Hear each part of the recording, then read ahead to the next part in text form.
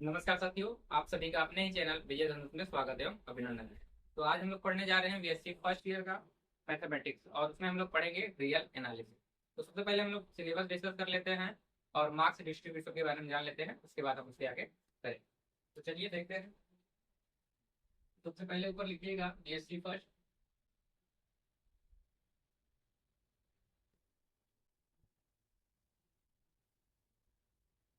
और जैसे लिखा रहे हैं वैसे ही फ्लो चार्ट बनाइएगा। और बीएससी फर्स्ट में सबसे पहले हम लोग आज पढ़ेंगे mathematics.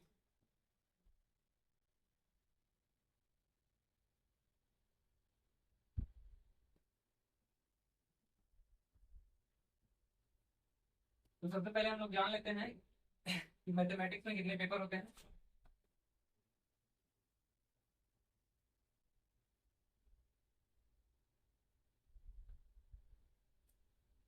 Paper number 1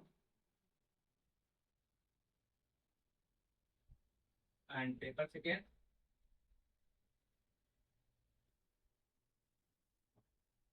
and paper 2।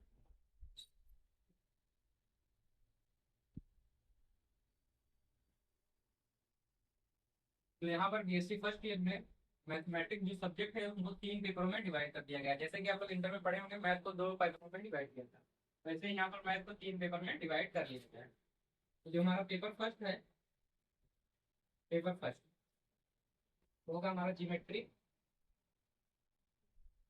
Geometry and paper second जो होगा हम लोगों का, वो होगा हम लोगों का रियल एनालिसिस।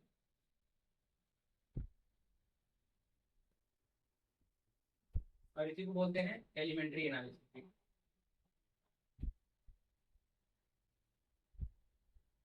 एनालिसिस तो दोनों नाम जानते रहिए। एंड जो हमारा पेपर थर्ड होगा,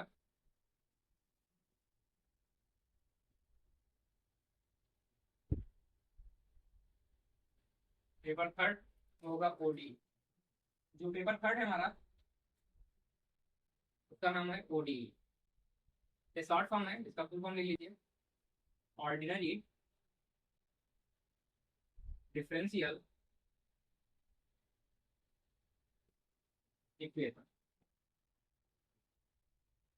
ठीक, उसी को शॉर्ट फॉर्म में लोग ओडी बोलते हैं। इस तरीके से हमारे तीनों पेपर मैथ्स 3 पेपरों में डिवाइड है। अगर मार्क्स की बात करें, कितने मार्क्स का फर्स्ट पेपर होगा, second paper and third paper होगा, तो जो हमारा फर्स्ट पेपर होता है, जो कि ज्योमेट्री है, इसके लिए 50 मार्क्स निर्धारित है। एंड जो हमारा सेकंड पेपर होगा रियल एनालिसिस, इसके लिए भी 50 मार्क्स। एंड जो हमारा पेपर थर्ड होगा, इसके लिए भी 50 मार्क्स निर्धारित है। यानी तीनों पेपरों में, पेपरों को इक्वल मार्क्स में डिवाइड किया गया, यानी 50 50 50 मार्क्स के तीनों पेपर होंगे। क्लियर है सबको? कितनी बात है। अब हम बात कर लेते हैं टोटल नंबर। अगर देखा जाए तीनों पेपर मिलाकर मैथ में कितने मार्क्स होंगे, टोटल मार्क्स। टोटल मार्क्स की बात करें तो 150 मार्क्स होगा यहाँ पर। 150 मार्क्स हम लोग के होंगे टोटल। टोटल मार्क्स तो मैथ के 150 मार्क्स हो गए। अब बात आती है पासिंग मार्क्स, कितने मार्क्स पाएंगे तो आप पास माने जाएंगे। पासिंग मार्क्स तो देखिए, पास होने के लिए बहुत लोग सोचेंगे कि पेपर फर्स्ट में भी पास होना होगा, पेपर सेकंड में भी पास होना होगा, पेपर थर्ड, तीनों में मिलाकर पास होना होगा। तो यहाँ जो रूल है, आप तीनों पेपर मिलाकर अगर पास हैं, मतलब तीनों पेपर मिलाकर आपके मार्क्स जोड़े जाए और आप पास हैं, तो आप पास मांगे माने जाएंगे। यानी यहाँ ग्रेजुएशन में बीएससी में 33% प्लस, यानी 33% आपका है किसी भी सब्जेक्ट में। मतलब जो भी सब्जेक्ट है, अगर जैसे मैथ है आपका, तो मैथ में अगर 33% प्लस है तो आप पास माने जाएंगे। अगर 150 का 33% निकालेंगे तो लगभग आता है, अगर निकाल लेंगे तो लगभग आएगा आपका 50 प्लस मार्क्स। यानी कि लगभग कहते हैं कि 51 मार्क्स अगर आप पाते हैं मैथमेटिक्स में, तीनों पेपर मिला के, फर्स्ट सेकेंड थर्ड। ऐसा नहीं है कि आप मान लीजिए इसमें 50 मार्क्स पा गए, इसमें 2 मार्क्स पा गए तो 52 मार्क्स हो गए, जबकि इसमें एक 0 मार्क्स पा गए तो क्या आप फेल हो गए हैं? नहीं, ऐसा नहीं है। तीनों पेपर मिलाकर आपका नंबर जोड़ा जाएगा। अगर आपका 51 मार्क्स होता है तो आप पास माने जाएंगे। पासिंग मार्क्स मिनिमम अगर बात करें तो मिनिमम मार्क्स ये है, मिनिमम मार्क्स। और मैक्सिमम तो आप अधिक से अधिक 150 मार्क्स पा सकते हैं। ये हो गया हमारा पासिंग मार्क्स।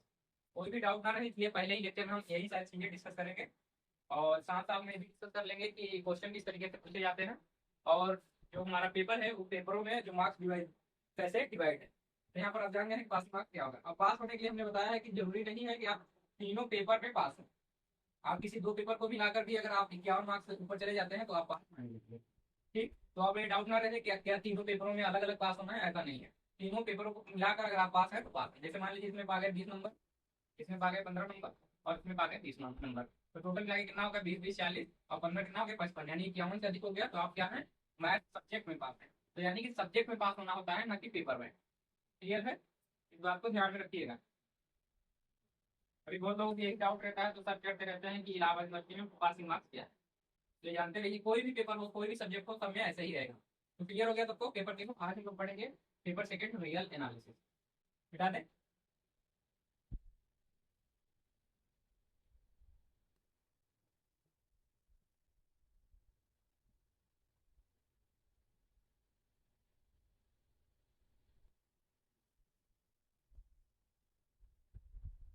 चलिए, तो सबसे पहले लगाएंगे पेपर सेकंड,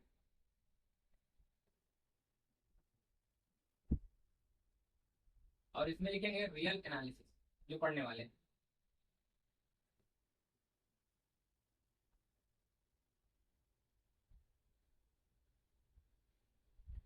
तो आज हम लोग यही पढ़ेंगे पेपर सेकंड ही रियल एनालिसिस।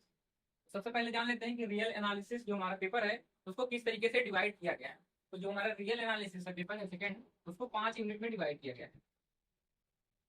कितने यूनिट में? 5 यूनिट में। उसको बनाइएगा सही से, जैसे बना रहे हैं सोचा अच्छे से।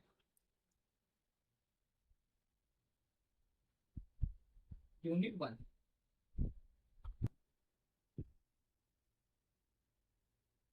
दूसरा जो हमारा है वो है यूनिट 2, एंड तीसरा जो है हमारा यूनिट 3, और फोर्थ जो है हमारा यूनिट 4, और जो लास्ट हम लोगों का होगा, एक मिनट इसको और ऊपर कर लें, यूनिट 2 एंड यूनिट 3 इसको कर लीजिए, इसको 4 एंड इसको 5। तो इस तरीके से 5 यूनिट में हमारा जो पेपर है वो डिवाइड, और मार्क्स भी देख लेंगे इसका किस तरीके से डिवाइड। तो जो यूनिट 1 है वो हमारा लॉजिक होगा। ठीक, तो फर्स्ट यूनिट में हम लोग पढ़ेंगे लॉजिक। जो हमारा सेकेंड यूनिट होगा उसमें हम लोग पढ़ेंगे सीक्वेंस ऑफ रियल नंबर। नाम जानते रहिए, sequence of real number. And जो हम लोग थर्ड यूनिट पढ़ेंगे उसमें पढ़ेंगे लिमिट एंड कंटिन्यूटी, जो कि आप लोग 12th में भी अभी पढ़ के आए होंगे। एंड जो हमारा फोर्थ यूनिट होगा वो पढ़ेंगे डिफरेंशिएबिलिटी।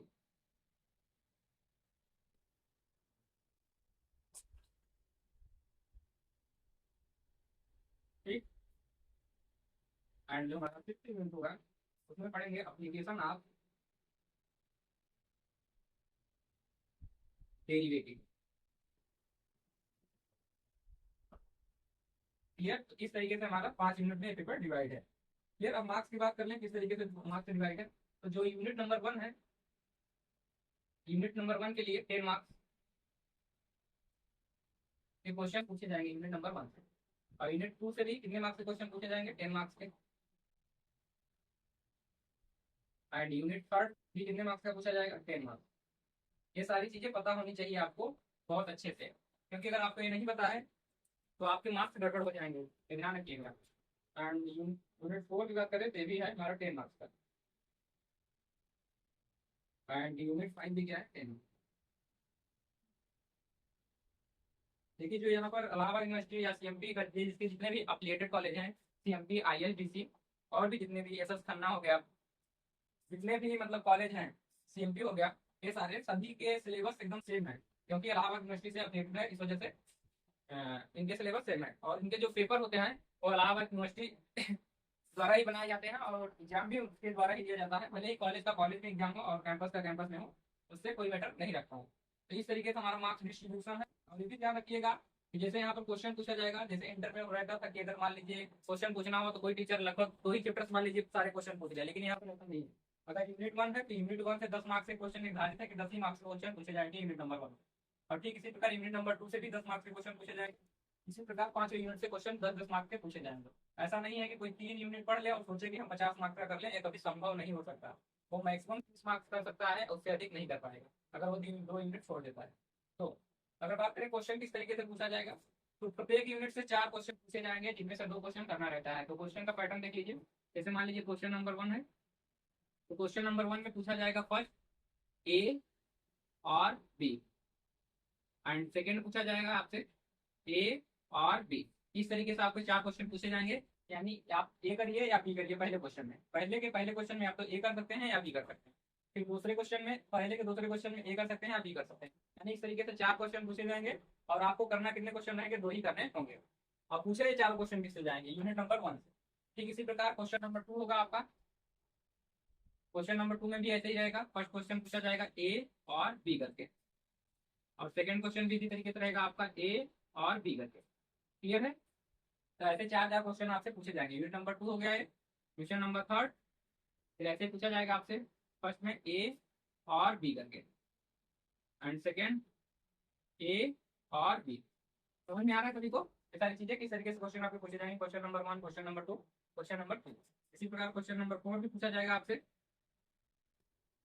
फर्स्ट में क्या पूछा जाएगा, ए और बी, और सेकेंड पूछा जाएगा ए और बी। इस तरीके से आपसे 4 क्वेश्चन पूछे जाएंगे प्रत्येक यूनिट से।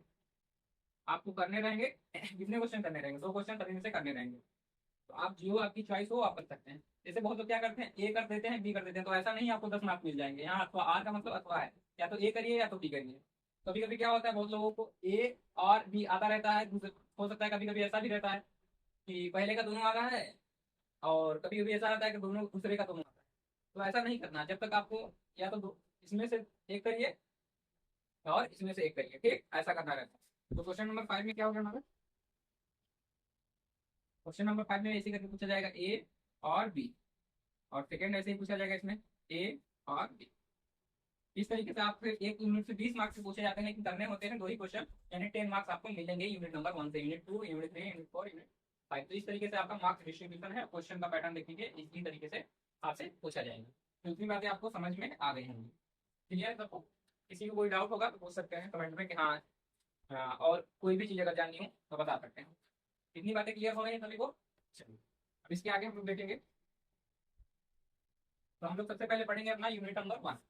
तो सबसे पहले यूनिट जो हमारा है वो लॉजिक का है। हम लोग देखेंगे लॉजिक।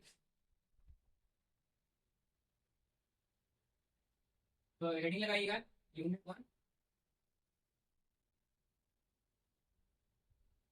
तो यूनिट 1 लिखिए यहाँ पे, और इसके नीचे लिख लीजिएगा लॉजिक।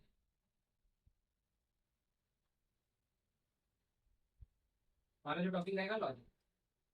तो लॉजिक में क्या पढ़ना है उसको भी हम लोग जान लें। तो लॉजिक में, सॉरी, यूनिट 1 को 3 पार्ट में डिवाइड किया गया था। यूनिट 1 को 3 पार्ट में, इसको हमने नाम दिया था लॉजिक। वहां को लॉजिक बताया था ना, दोनों लिख लीजिए। लॉजिक पढ़ेंगे, सेट, रिलेशन एंड फंक्शन। वहां पे एक ही बताया था ना लॉजिक, लेकिन 3 पार्ट में यूनिट 1 को डिवाइड किया गया। पहला लॉजिक, दूसरा सेट, रिलेशन एंड फंक्शन, जो कि आप इंटर में भी पढ़े हैं, 11 में भी पढ़े हैं। 11 में सेट पढ़े होंगे, शायद थोड़ा सा भी फंक्शन टाइम वहाँ पर सेट पढ़े होंगे, और रिलेशन पढ़े होंगे 11, और 12 में फंक्शन आप लोग पढ़े होंगे। और यूनिट 3 को सेट हो गया, रिलेशन हो गया, फंक्शन, एंड थर्ड जो होगा हमारा real number, number and its application. तो इस तरीके से हमारा यूनिट नंबर 1 3 पार्ट में डिवाइड है। तो सबसे पहले हम लोग देखेंगे लॉजिक। तो फर्स्ट पार्ट इसका उठाएंगे, पार्ट नंबर 1 हो गया इसका, ये हमारा पार्ट 2 हो गया इसका, एंड ये पार्ट 3 हो गया। ये पेपर नहीं, बस उसको डिवाइड किया गया है इस तरीके से, मतलब जो यूनिट नंबर 1 है पढ़ने के लिए टॉपिक वाइज। तो सबसे पहले हम लोग देखेंगे लॉजिक। तो जो हमारा लॉजिक है, इसमें क्या पढ़ना है उसको हम लोग ध्यानपूर्वक देख लेते हैं। ठीक। तो लॉजिक में सबसे पहले हम लोग जानेंगे कि स्टेटमेंट क्या होता है। सबसे पहले हम लोग जानेंगे स्टेटमेंट क्या होता है, फिर हम लोग देखेंगे निगेशन। और निगेशन किया किसका किया जाता है, स्टेटमेंट का। तो निगेशन देखेंगे सेकंड की स्टेटमेंट का निगेशन क्या होता है। और थर्ड हम लोग देखेंगे क्वांटिफायर। क्वांटिफायर। और इसके बाद देखेंगे इम्प्लीकेशन। इसका सिंबल होता है इस तरीके से। ठीक। तो बाकी सारी चीजें डिस्कस करेंगे कि ये क्या है, इम्प्लीकेशन क्या है, और क्वांटिफायर्स क्या है, वो सारी चीजें हम लोग डिस्कस कर लेंगे। और जो हम लोग लास्ट टॉपिक पढ़ेंगे वो बाई इम्प्लीकेशन।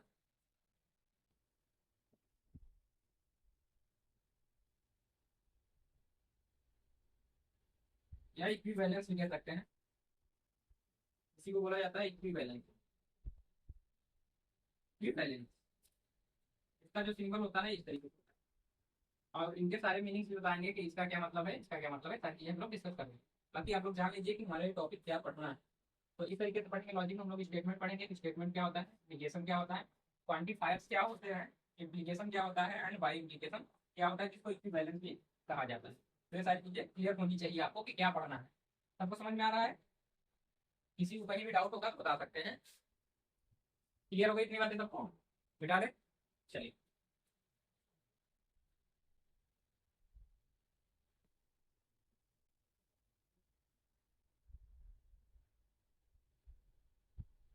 ये हमारा फर्स्ट लेक्चर था, इसलिए इंट्रोडक्टरी लेक्चर है एक तरीके से। तो ये सारी चीजें क्लियर हो गई हैं। बाकी आप लोग टेलीग्राम ग्रुप लिख लीजिए।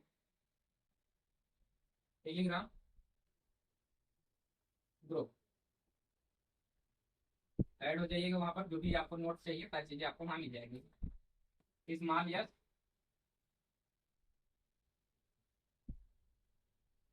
Yes A N J double M A P H, yes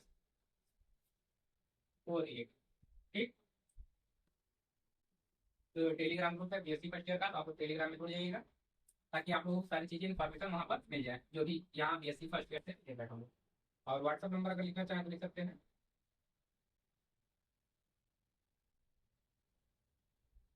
88 लिख लीजिए, 99 36 53 14 53। इस पे आप कॉल भी कर सकते हैं, व्हाट्सअप भी कर सकते हैं। दूसरा नंबर लिख लीजिए, 88 083 43 873। इस पे कॉल मत करिएगा, इस पे कॉल व्हाट्सअप कर दीजिएगा, क्योंकि इस पे कॉल लगेगा नहीं। ठीक। तो आप इस पे व्हाट्सअप कर सकते हैं जो भी आपको पूछना हो। ठीक है, इस पे कॉल करके भी पूछ सकते हैं, इस पे कॉल व्हाट्सअप। क्लियर हो गया? अब बाकी अगर नोट्स चाहिए आपको वो तो ऐप डाउनलोड कर लीजिएगा। ऐप नेम लिख लीजिए, विजय धनुष लर्निंग ऐप। प्ले स्टोर पे जाकर सर्च करिएगा तो आपको दिख जाएगा। तो वहां से जाके आप लोग डाउनलोड कर सकते हैं सारी चीजें, सारी वीडियो वही ऐप में आप लोगों को प्रोवाइड करा दिया जाएगा। ठीक। तो आप लोग वहां से जाकर डाउनलोड कर लीजिएगा, बाकी सारे नोट वहां पर आपको फ्री प्रोवाइड करा दिए जाएंगे। ये सी प्रक्रिया का। ठीक। चाहे वो फिजिक्स का हो, केमिस्ट्री का हो, मैथ का हो, सभी चीजों का नोट्स आपको ऐप में प्रोवाइड करा दिया जाएगा। आप लोग वहां से जाके पीडीएफ डाउनलोड कर सकते हैं। बाकी जो भी आपके डाउट रहे होंगे इलाहाबाद यूनिवर्सिटी से, अगर कोई भी इंफॉर्मेशन उस तरीके का चाहिए कि कुछ और भी इंफॉर्मेशन जो भी आपको लगे कि हाँ ये सब चीजें छूट रही हैं, हमें जाननी है, नहीं पता है, तो आप लोग कमेंट कर सकते हैं, तो आप लोगों को बता दिया जाएगा। बाकी आज हम लोग इतना ही रखेंगे इंट्रोडक्शन लेक्चर में। उसके आगे हम लोग कल देखेंगे स्टेटमेंट क्या होता है, उसकी डिफिनेशन देखेंगे। उसके बाद देखेंगे निगेशन किसी भी स्टेटमेंट का किस तरीके से किया जाता है उसके बारे में जानेंगे। एंड इम्प्लीकेशन, फिर क्वांटिफायर, फिर इम्प्लीकेशन एंड बाय इम्प्लीकेशन के बारे में जानेंगे। लगभग 6 से 7 लेक्चर चलेंगे इसी 5 टॉपिक पे जो हमने बताया है। ठीक। उसके बाद हम लोग आ जाएंगे यूनिट नंबर 2। क्लियर है? मिटा देना है इसको।